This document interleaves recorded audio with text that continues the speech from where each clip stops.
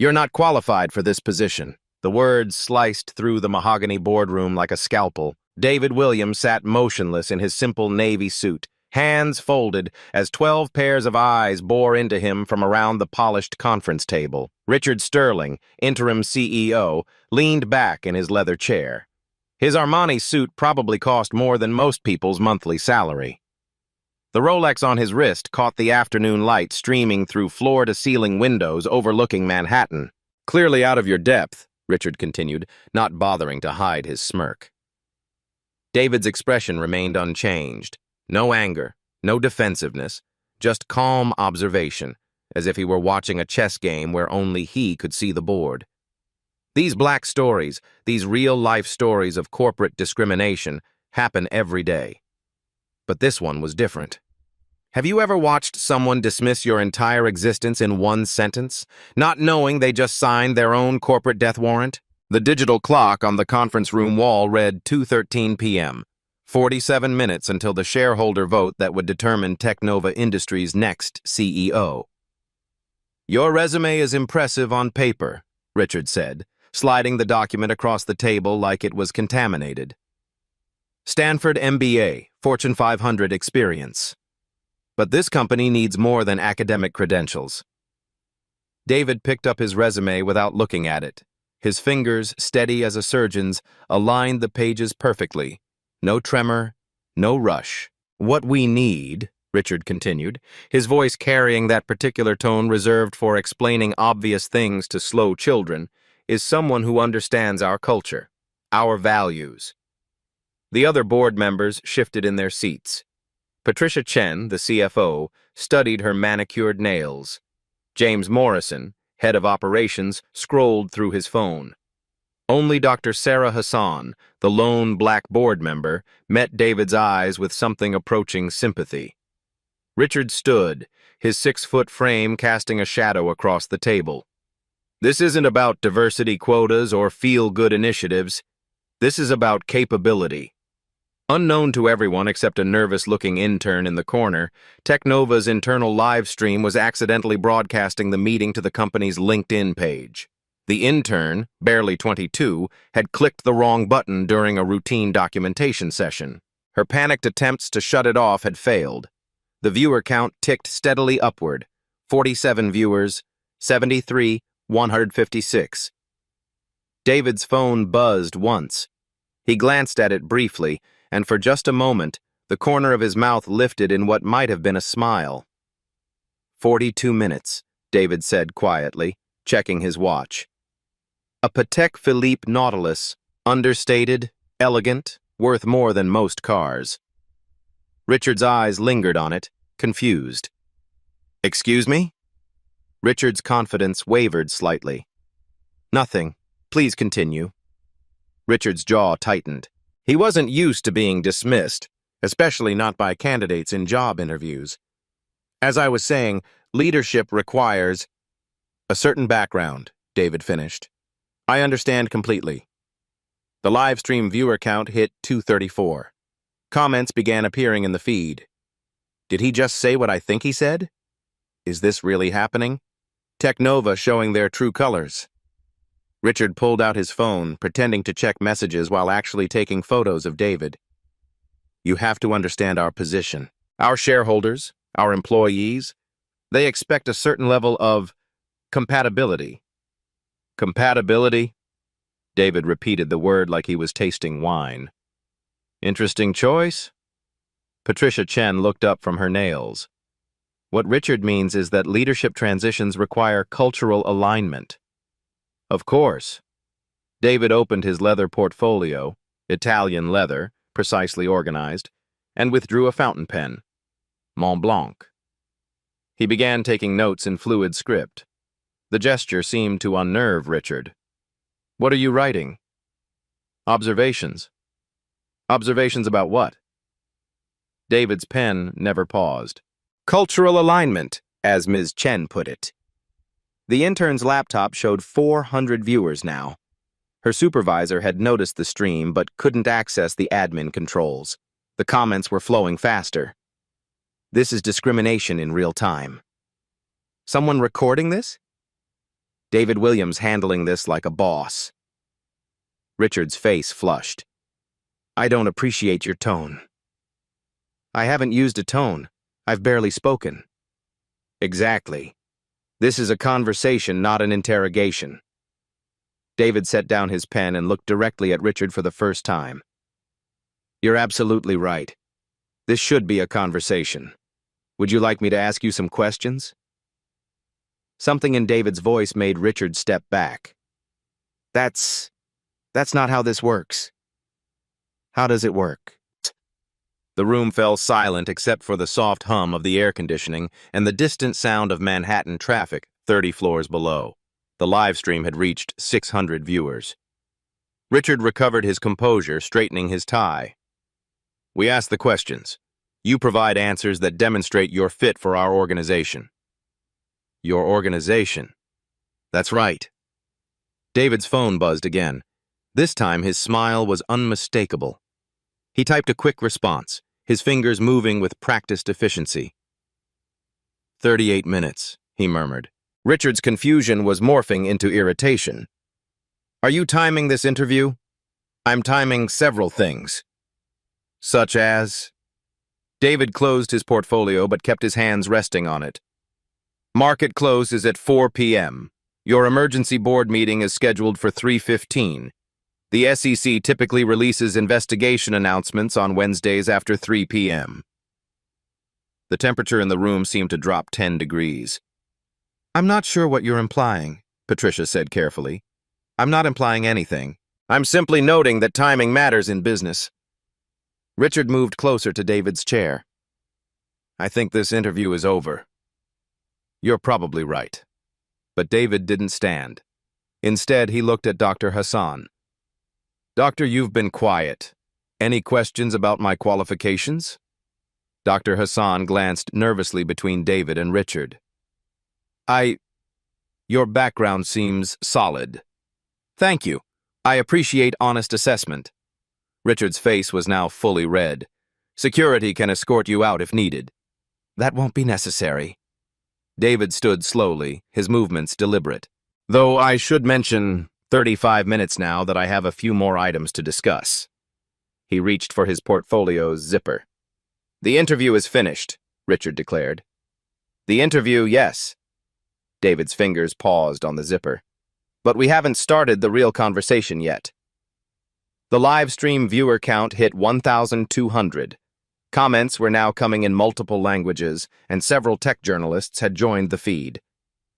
Richard pressed the security button under the conference table. Within 60 seconds, 2 guards appeared at the glass doors, Marcus Webb and Tony Rodriguez, both veterans who'd worked Technova security for over 5 years. Gentlemen, Richard announced, please escort Mr. Williams from the premises. The guards entered hesitantly. Marcus had seen dozens of executive meetings go sideways, but something felt different about this one. The man in the navy suit sat perfectly still, almost meditative. David looked up at the guards with genuine warmth. Good afternoon, Marcus. Tony. Both men froze. Executives never knew their names. Sir, Marcus replied uncertainly. How's your daughter's soccer season going? Sarah, right? Midfielder for the Eagles? Marcus's eyes widened. How do you... I sponsor youth sports leagues in Queens. Sarah's quite talented. Tony shifted uncomfortably. Sir, we've been asked to... I understand completely. You're doing your jobs. David stood gracefully. Though I should mention that 32 minutes remain. The live stream had exploded. 2,847 viewers and climbing. The comments section was a waterfall of outrage, support, and disbelief. This is insane. Someone call the news. David Williams is handling this perfectly. I'm recording everything. Technova stock is going to tank. Dr. Hassan pulled out her phone. Richard, I think we should... Put that away, Richard snapped. This is a private meeting. Actually, the intern squeaked from the corner, her voice barely audible. It's being live streamed. I can't turn it off. The blood drained from Richard's face. What? LinkedIn auto stream activated. We have... She checked her laptop. Almost 3,000 viewers. Patricia Chen lunged for the intern's computer. Shut it down, now. I can't. The admin controls are locked. It has to reset them remotely. Richard grabbed his phone, dialing frantically. Get me Rodriguez in IT. Emergency. The guards looked between David and Richard, unsure how to proceed. Corporate security training didn't cover live-streamed executive meltdowns. David reached into his jacket, slowly, deliberately, and withdrew his boarding pass. First class, American Airlines, JFK to San Francisco, departing at 6:30 p.m. 30 minutes, he said calmly.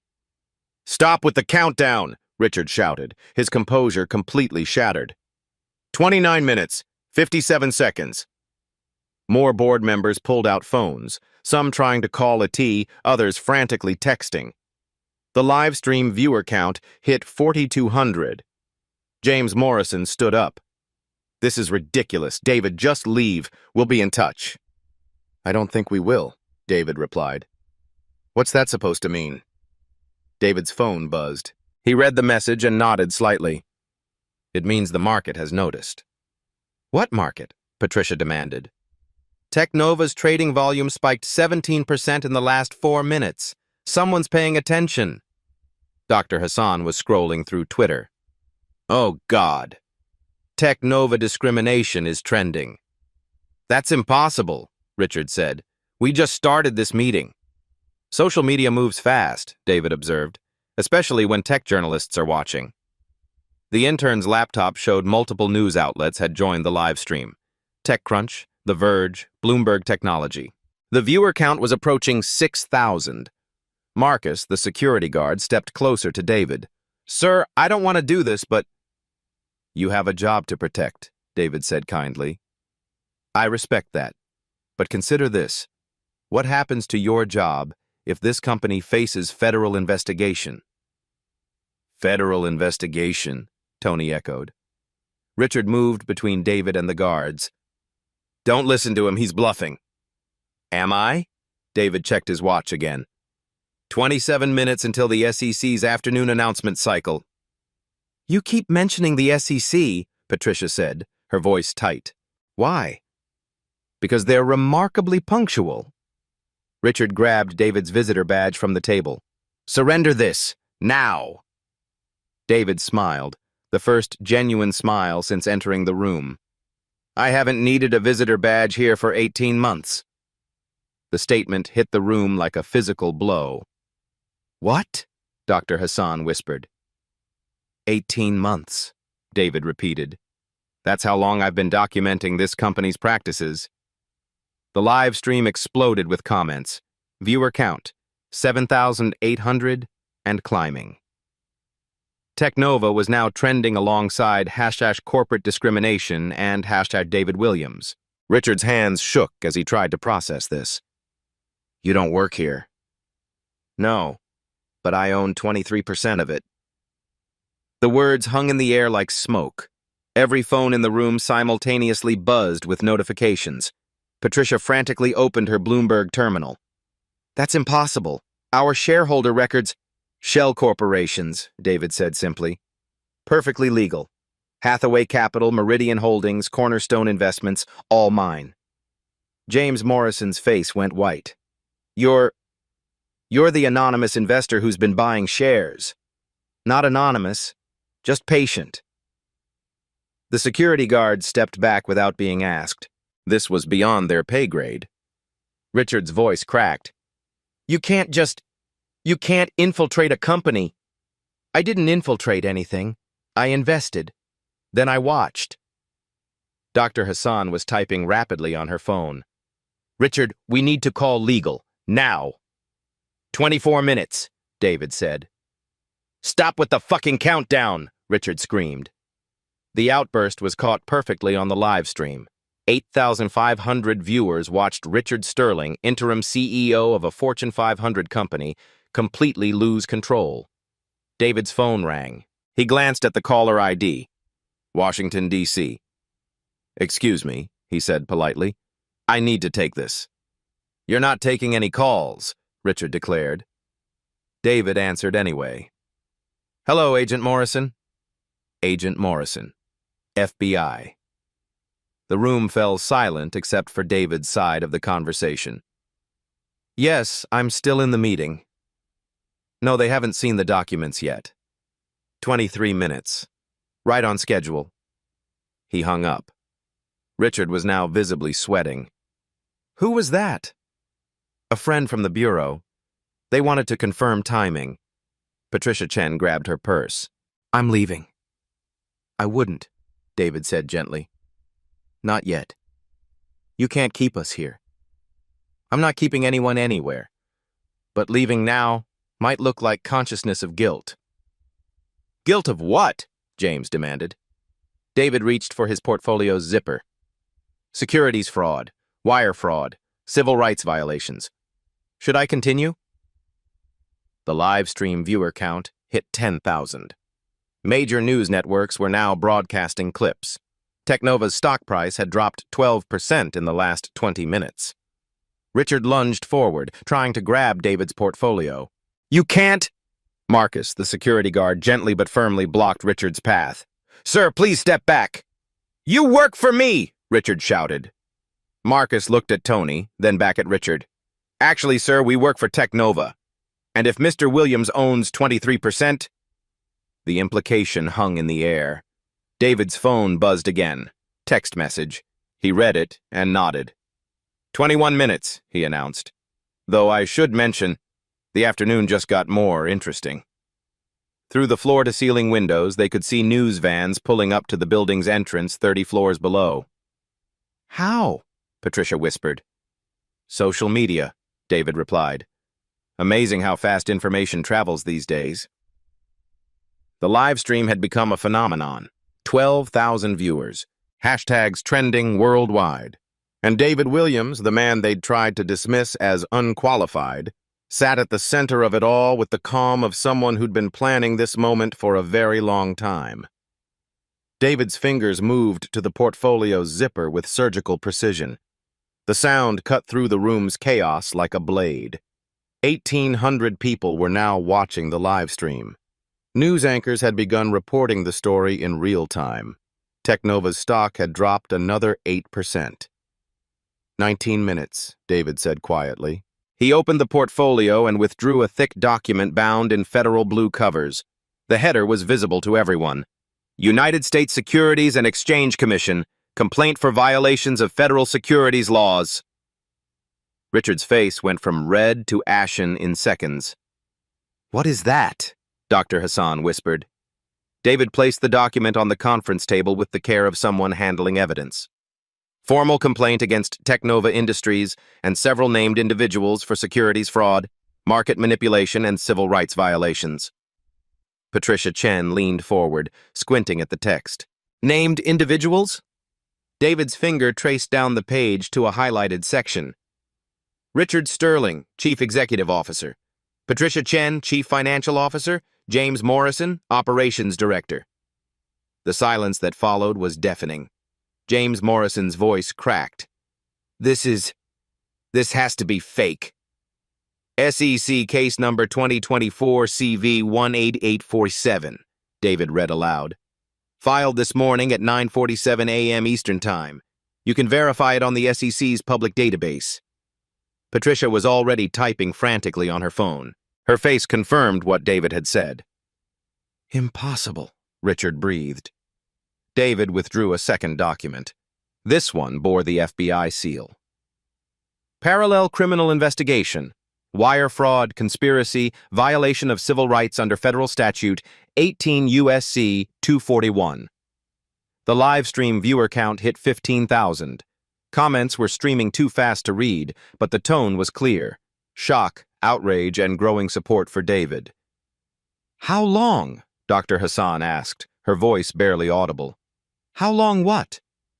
How long have you been investigating us? David checked his watch. 18 months, 2 weeks, 4 days. Richard stumbled backward into his chair. You've been planning this. Planning implies a predetermined outcome. I was hoping it wouldn't come to this. What do you mean? David stood and walked to the window overlooking Manhattan. The news vans below had multiplied. 3 major networks plus local stations. 18 months ago, I was hired by Blackstone Capital Partners, Technova's largest institutional investor. They'd noticed certain irregularities in your financial reporting. Patricia's hands were shaking. What irregularities? Revenue recognition anomalies, suspicious timing of executive stock sales, unusual patterns in your diversity hiring data. David returned to the table and withdrew a third document. This one was thick, over 200 pages. My preliminary report to Blackstone. It recommended a deeper investigation. James Morrison leaned forward. You're some kind of, corporate spy. Forensic accountant. Former federal prosecutor. I specialize in white-collar investigations. The revelation hit the room like a physical blow. The man they'd been dismissing as unqualified was actually hunting them. Richard's voice was barely a whisper. What did you find? David opened to a tabbed section. $47.2 million in embezzled funds across 14 months. Artificial inflation of quarterly revenues by 34%. Systematic exclusion of qualified minority candidates from executive positions. He turned the page. Wire transfers to offshore accounts. Stock sales timed 48 hours before negative earnings announcements. Bribes to recruitment firms to suppress diverse candidate pools. Dr. Hassan covered her face with her hands. Oh my God. The pattern was sophisticated, David continued, but sloppy in execution, digital footprints everywhere. Patricia stood abruptly. I need to call my lawyer. I wouldn't. Why not? David's phone buzzed. He glanced at it and smiled. Because your lawyer, Martin Goldstein, is also under investigation. Attorney-client privilege doesn't cover criminal conspiracy. The live stream had reached 18,000 viewers. Hashtag Technova Exposed was trending globally. Stock price down 23% and falling. Richard tried to grab the documents. You can't just... Marcus, the security guard, stepped between them again. Sir, please. They work for me, Richard screamed. Marcus looked at David. Actually, sir, who do we work for? David didn't hesitate. As of this morning, when Blackstone Capital exercised their option to purchase additional shares, they control 31% of Technova. Combined with my 23%, that's 54%. The math hit everyone simultaneously. You have controlling interest, Dr. Hassan whispered. We have controlling interest. Blackstone and I are aligned. James Morrison's voice was hollow. You orchestrated a hostile takeover. I orchestrated justice. The takeover was just efficient corporate governance.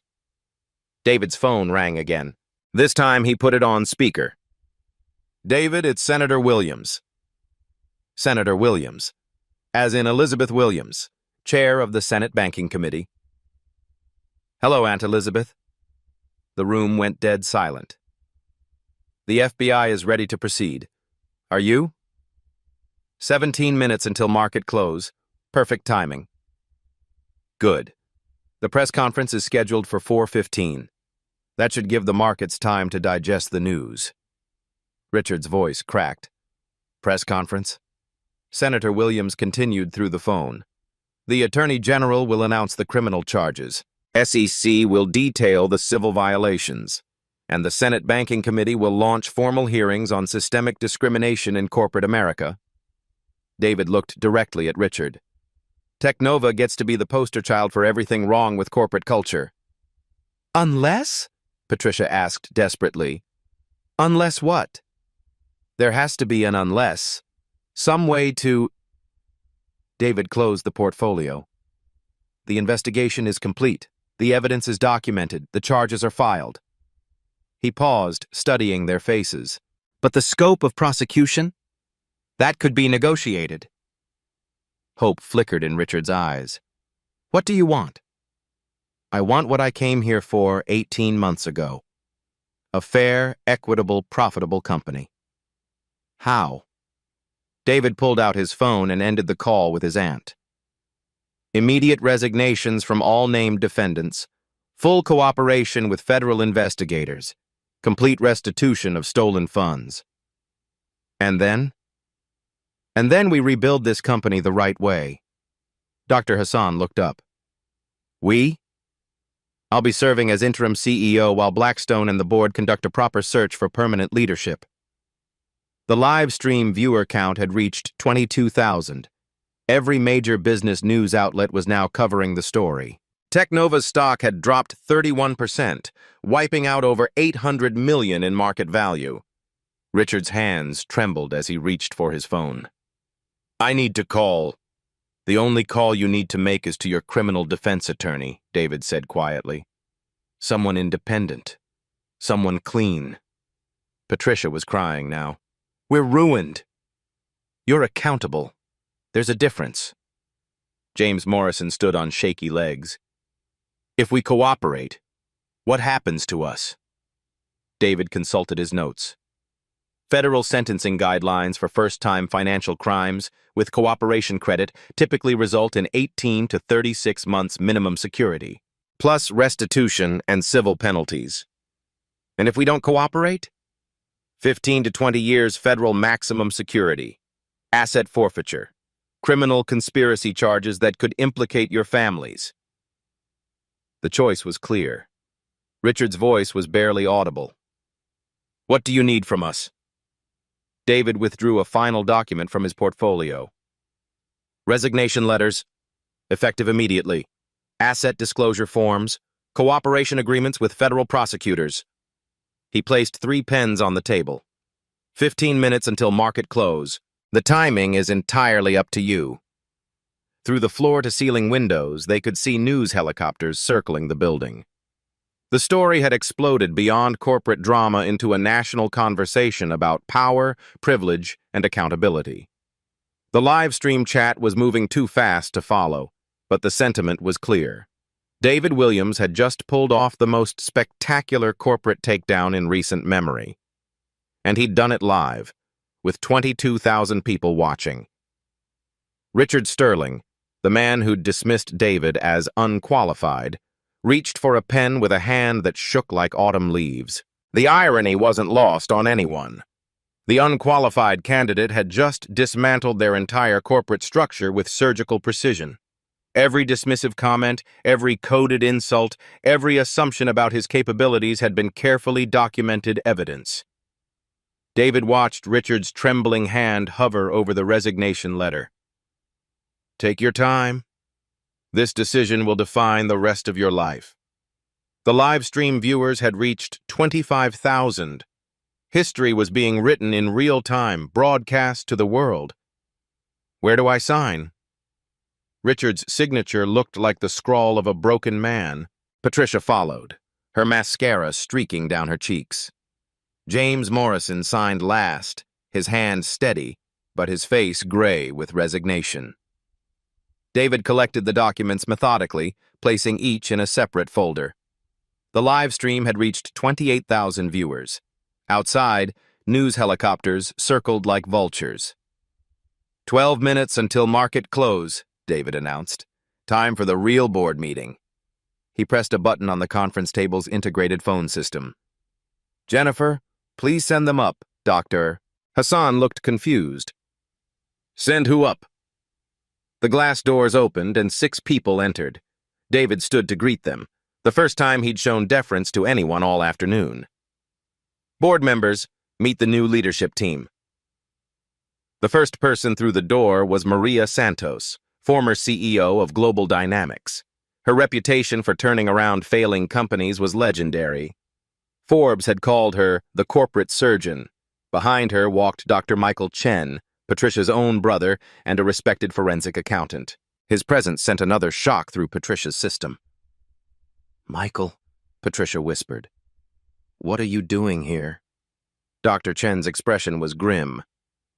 What I should have done 18 months ago when you first asked me to massage the quarterly numbers. The third person was Judge Rebecca Thompson, recently retired from the Federal District Court for the Southern District of New York. Her specialty had been white-collar crime. David gestured to the newcomers. Maria will serve as interim CEO, Dr. Chen will oversee financial reconstruction. Judge Thompson will chair our new Ethics Compliance Board. The remaining three were younger, a diverse group of executives David had been recruiting for months. But we just resigned, Richard protested weakly. Doesn't the board need to vote? Judge Thompson smiled coldly. The board did vote. Emergency session this morning. Unanimous approval of the new leadership structure. That's impossible. We are the board. You were the board, Maria Santos corrected. Blackstone Capital's majority position triggered automatic board restructuring under Technova's own bylaws. Dr. Hassan pulled out her phone, frantically searching corporate documents. Article 7, Section 3, she read aloud. In the event of majority shareholder change, emergency board reconstitution may occur within 24 hours. David nodded. Your own lawyers wrote those bylaws in 2019, ironically, to prevent hostile takeovers. The live stream chat was exploding with legal experts weighing in. Business schools would teach this case for decades. A perfect execution of corporate governance rules against the very people who created them. Maria Santos moved to the head of the table with the authority of someone accustomed to command. Our first order of business is damage control. Technova's stock has lost 38% of its value in the last hour. She opened her tablet, displaying real-time financial data. Market cap has dropped from $12.4 billion to $7.7 billion. That's $4.7 billion in shareholder value destroyed. Patricia's brother, Dr. Chen, laid out spreadsheets across the conference table. The embezzlement was systematic but contained. $47.2 million stolen across 14 months. Full restitution is possible if we act quickly. How? Dr. Hassan asked. She was the only original board member still seated, having signed no resignation letter. Dr. Chen pointed to highlighted figures. Frozen offshore accounts total $32.8 million. Richard's seized assets, homes, cars, art collection, approximately $18.6 million.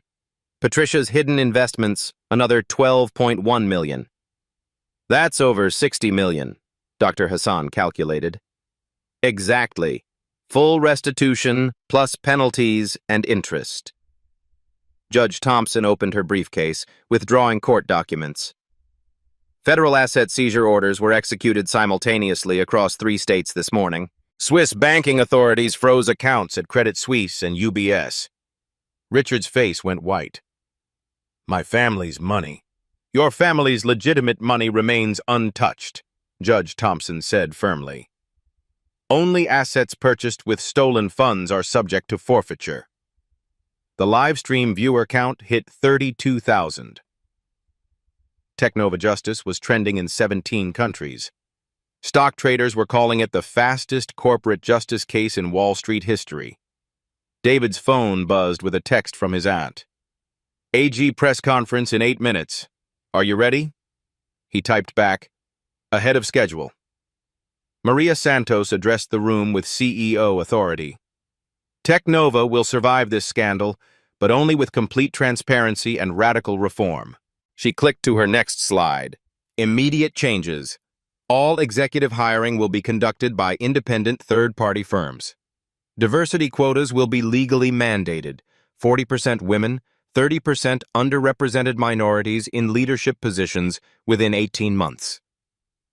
That's aggressive, Dr. Hassan observed. That's necessary, David replied. Half measures created this crisis. Dr. Chen added, financial controls will be implemented immediately. All transactions over $50,000 require dual approval. Monthly audits by independent firms. Real-time transparency reporting to shareholders. Judge Thompson continued the presentation. Ethics hotline managed by external investigators. Anonymous reporting with federal whistleblower protections. Quarterly training mandatory for all employees, including executives. The former executives sat in stunned silence, watching their company being rebuilt in real time. What about us? James Morrison asked quietly. Judge Thompson consulted her notes. Federal prosecutors are prepared to recommend minimum sentences in exchange for full cooperation. You'll testify in broader industry investigations. Broader investigations? Patricia echoed. David smiled grimly. Technova isn't unique. We've identified similar patterns at 14 other Fortune 500 companies. This is just the beginning. The live stream chat erupted. Journalists were already reaching out to other corporations, asking for comment. Legal experts predicted a wave of investigations across Silicon Valley. Maria Santos clicked to her final slide. Financial projections. With proper leadership and restored investor confidence, Technova can return to profitability within 2 quarters. How can you be sure, Doctor? Hassan asked. Because the fundamentals are sound. The technology is innovative. The workforce is talented. The only problem was leadership. She looked directly at the former executives. Problems we've just solved. David checked his watch. 6 minutes until market close. 4 minutes until the Attorney General's announcement. Through the windows, they could see news crews setting up in the plaza below. The story had moved beyond corporate drama into a national conversation about accountability and reform. The live stream had become a phenomenon. 35,000 viewers watching corporate history unfold in real time. Law professors were already assigning the case to students. Business journalists were writing books. Richard Sterling, who'd started this meeting by dismissing David as unqualified, now sat broken and defeated. The man he'd tried to humiliate had systematically dismantled his entire life's work. "Any final questions?" Maria Santos asked. Richard's voice was barely a whisper. "How long have you been planning this?" David considered the question carefully. "Planning suggests premeditation. I was hoping for cooperation." "When did you know we wouldn't cooperate?" "About 30 seconds into this meeting, when you questioned my qualifications." The irony was perfect. Richard's own arrogance had sealed his fate. David's phone rang. Attorney General's office. "It's time," he announced. As if on cue, every television in the building switched to breaking news coverage. The Attorney General stepped up to a podium in Washington, D.C., flanked by FBI and SEC officials. "Good afternoon. Today, federal prosecutors filed criminal charges against executives of Technova Industries for securities fraud, embezzlement, and civil rights violations." The words echoed through the conference room as 37,000 people watched the live stream, witnessing the exact moment when corporate accountability became more than just a slogan. It became reality. The Attorney General's voice cut through the silence like a verdict. 3 executives of Technova Industries were arrested this afternoon on federal charges of wire fraud, securities manipulation, and conspiracy to violate civil rights. Every eye in the room turned to Richard, Patricia, and James. The reality hit them like a physical blow. This wasn't a negotiation anymore. It was a conviction. Dr. Hassan stared at her former colleagues in horror. "Arrested?" David checked his phone. "FBI agents are in the lobby. They'll execute the warrants after market close." "You said cooperation would help," Richard protested desperately. "It will. Cooperation means 18 to 36 months instead of 15 to 20 years. But consequences were always inevitable." The live stream chat exploded as viewers realized they were watching federal criminals in real time. 39,000 people witnessed 3 Fortune 500 executives learning their fate. Maria Santos stood at the head of the table with quiet authority. "Technova will cooperate fully with federal investigators. We will also implement immediate systemic changes." She gestured to Dr. Chen, who distributed tablets to everyone in the room. "The tech equity application launches Monday morning. Real-time tracking of hiring demographics, promotion rates, and pay equity across all departments." Judge Thompson added, "Anonymous reporting system with direct FBI hotline. Any discrimination complaint triggers automatic independent investigation within 48 hours." "What about current employees, Doctor?" Hassan asked. "Complete review of all personnel decisions from the last 3 years," Maria replied. Anyone passed over for promotion due to bias will receive immediate consideration and back pay where appropriate. David pulled up financial projections on the main screen. We estimate 67 qualified candidates were rejected for discriminatory reasons. Settling those cases proactively will cost approximately $12 million. Plus the reputational benefit of taking responsibility, Judge Thompson noted. The live stream viewer count hit 42,000. News anchors were calling it the fastest corporate accountability case in modern history. Patricia wiped tears from her face. What happens to our families? Dr. Chen, her own brother, answered with professional coldness. Assets purchased with stolen funds are forfeit. Everything else remains untouched.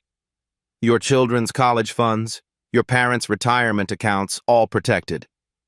The houses? The Hamptons house, yes. The downtown condo, yes. Your primary residence in Westchester was purchased before the embezzlement began. That stays in the family. James Morrison looked broken. How do we explain this to our kids? David's expression softened slightly. The same way you should have been explaining privilege and responsibility all along. With honesty. These touching stories, these real-life stories of families torn apart by greed, played out while the world watched. But for every privileged family destroyed, dozens of qualified candidates would finally get their chance. Maria Santos clicked to the next slide. Executive compensation will be restructured. CEO salary capped at 50 times the median worker's pay. All bonuses tied to diversity metrics, not just financial performance. The board approved this? Dr. Hassan asked. Unanimously. Turns out investors prefer sustainable growth over short-term manipulation. Judge Thompson opened her briefcase again. We've also established the Technova Justice Fund, $5 million annually for legal aid, helping employees at other companies file discrimination complaints. The irony was perfect. Technova's stolen money would fund justice across the industry. David's phone buzzed with updates from Washington. Senator Williams reports 17 other companies have contacted the FBI voluntarily, requesting compliance reviews. 17, Doctor? Hassan gasped. The smart ones are getting ahead of the investigation. Better to self-report than get caught later. The live stream had become appointment viewing for business leaders nationwide. Law firms were calling emergency meetings. HR departments were frantically reviewing policies. Richard Sterling sat motionless, staring at his hands. I built this company from nothing. No, David corrected firmly. You exploited this company for everything. We created jobs. We innovated. You stole $47 million and systematically excluded qualified people based on race and gender. Maria Santos cut him off. Innovation doesn't excuse criminality. The conference room fell silent except for the distant sound of sirens.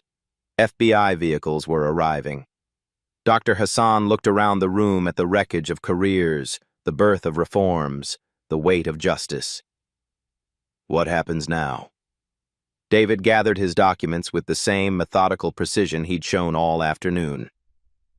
Now, Technova becomes what it should have been all along. A company that succeeds because of its values, not despite them. Through the floor-to-ceiling windows, they could see FBI agents entering the building. The live stream viewer count reached 45,000 as people shared the link across social media platforms. Maria Santos closed her presentation. The era of consequence-free corporate discrimination ends today. Technova will be the model for how companies rebuild after systemic failure. Judge Thompson added, and how justice, properly applied, creates better businesses. David stood, straightening his simple navy suit. 18 months of investigation, $47 million in theft, 3 executives facing federal prison, and 1 company getting a second chance to do things right. The math of justice was finally balanced. 6 months later, David Williams stood in the same conference room where it all began. The mahogany table remained, but everything else had changed. Technova's stock had not only recovered, but reached record highs. trading at $147 per share, up from the $89 low during the crisis. The company's commitment to transparency and equity had attracted top talent from across the industry. Fortune magazine's cover story called it the most dramatic corporate turnaround in modern history. Maria Santos had been named permanent CEO after a unanimous board vote. Under her leadership, Teknova's revenue had grown 23% quarter-over-quarter. Dr. Chen's financial reforms had become the gold standard for corporate accountability, with 18 Fortune 500 companies adopting identical systems. Judge Thompson's ethics framework was being implemented by over 200 corporations worldwide. Richard Sterling was serving 22 months at minimum security federal prison in Pennsylvania. His cooperation had helped prosecutors build cases against executives at 12 other corporations, resulting in over $200 million in additional recoveries. Patricia Chen was at a facility in Connecticut, teaching financial literacy to fellow inmates as part of her restitution program. James Morrison had been sentenced to 18 months and was scheduled for release in 6 weeks. The ripple effects had been extraordinary. Congress passed the Corporate Accountability and Transparency Act with bipartisan support, the first major corporate governance legislation in 20 years. Business schools redesigned their curricula around ethical leadership, with Harvard creating the Teknova case study as a mandatory first-year course. The case was now required reading for MBA students at 43 universities worldwide. David's phone buzzed with a familiar notification, the tech equity app he'd helped design. Teknova's diversity metrics were now public in real time. 47% women in leadership, 38% underrepresented minorities in executive positions, and a 31% increase in promotion rates for previously overlooked employees. The industry average was still only 23% and 12% respectively. But the real victory wasn't in numbers. It was in the life stories now being written differently. Keisha Washington, a brilliant software engineer who'd been passed over for promotion 3 times under the old regime, was now Teknova's youngest VP at age 29. Her innovative AI algorithms had generated $47 million in new revenue. Miguel Rodriguez, whose resume had been discarded because of his surname, led the company's fastest-growing division and had just been featured on the cover of Tech Leadership magazine. Sarah Chen, Dr. Hassan's former assistant, had been promoted to Director of Inclusion after revealing she'd been documenting discriminatory practices for 2 years. Her detailed records had provided crucial evidence in the federal investigation. These black stories, these touching stories of redemption and opportunity, proved that justice wasn't just about punishment, it was about possibility. The live stream that had broadcast David's confrontation with Richard Sterling had been viewed over 47 million times across all platforms. It sparked a movement called #CorporateAccountability that held companies responsible across industries, from tech to finance to entertainment. David's work wasn't finished. As head of the newly created Institute for Corporate Justice, he consulted with companies proactively addressing systemic bias. His team had conducted voluntary audits at 63 corporations, preventing potential discrimination before it occurred. Prevention, he'd learned, was more powerful than prosecution. His phone rang, the distinctive tone he'd assigned to urgent cases. Another Fortune 500 CEO, another company requesting a voluntary audit. The caller ID showed Goldman Sachs, CEO office. Progress was accelerating. But the most meaningful change was personal. Last month, David's nephew Marcus had started his first job at a tech company, one where his qualifications would be judged fairly from day one. The young man had called David after his first week. "Uncle, I feel like I can actually be myself here, like my ideas matter." Those words meant more than any stock price or legal victory. The conference room's silence was broken by the sound of diverse voices in the hallway. The new Teknova leadership team was arriving for their weekly meeting. Different faces, different perspectives, different backgrounds, but the same commitment to excellence and integrity. David smiled, remembering Richard Sterling's words from that February afternoon. "You're not qualified for this position." He'd been absolutely right. David wasn't qualified to be part of a corrupt system. He was qualified to change it. The transformation was complete, but the work continued. Every day brought new challenges, new companies seeking guidance, new opportunities to build a more equitable corporate America. This story proves that quiet courage can defeat loud prejudice. That preparation triumphs over privilege. That justice, properly applied, creates opportunity for everyone. The live stream that started it all continues to inspire people worldwide. Comments pour in daily from employees who found the courage to speak up, from executives who chose transparency over cover-ups, from young professionals who refuse to accept discrimination as just how things are. Have you witnessed discrimination in your workplace? Share your story in the comments below. Your experience matters, and your voice can inspire change. Every comment helps build a community of accountability. Tag someone who needs to see this story. A colleague facing unfair treatment, a friend navigating corporate bias, a family member starting their career. Share it across your networks. The more people who see this, the faster we can create systemic change. Subscribe for more real-life stories of people who chose courage over comfort, justice over silence, action over acceptance. Hit that notification bell so you never miss stories that matter. Follow the Institute for Corporate Justice on social media for updates on the movement for workplace equity. Join the #corporate accountability discussion happening across platforms. Because the most powerful force in any boardroom isn't wealth or status. It's truth. And truth, once revealed, changes everything.